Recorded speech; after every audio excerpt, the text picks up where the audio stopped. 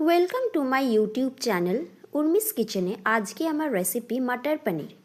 খুব সহজে এবং চটজলদি এটি রান্না হয়ে যায়। আসুন তাহলে দেখে নেওয়া যাক আমার এই রেসিপিটি।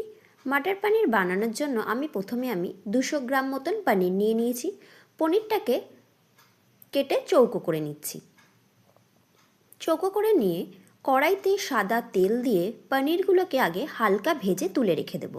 অন্যদিকে আমি একটা পেস্ট তৈরি করছি। হলুদ গুঁড়ো, জিরে গুঁড়ো, ধনে গুঁড়ো, বেসন।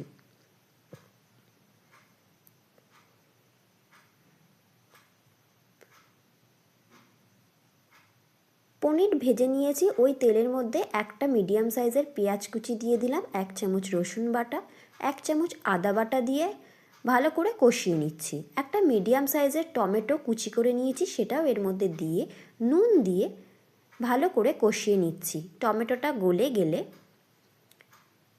ভালো মতন কষানো হলে এর থেকে তেল বেরোবে। এরপরে ওই পেস্টটা এর মধ্যে দিয়ে দিলাম, দিয়ে ভালো করে মিশিয়ে ফুটতে দেব। পরিমাণ মতন জল দিয়ে দিলাম।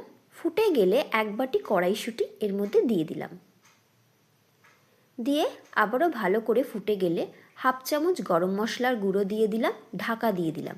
কড়াইশুঁটিগুলো সিদ্ধ হয়ে গেলে এর মধ্যে স্বাদ অনুযায়ী চিনি, রঙের জন্য কাশ্মীরি লঙ্কা, কসৌরি মেথি, ধনে পাতা কুচি দিয়ে দিলাম, দিয়ে আবারও ঢাকা দিয়ে পনিরগুলো দিয়ে দিলাম আগে থেকে ভেজে রাখা, দিয়ে ভালো করে মিশিয়ে নামিয়ে নিলাম। হয়ে গেল আজকের আমার রেসিপি মাটার পনির।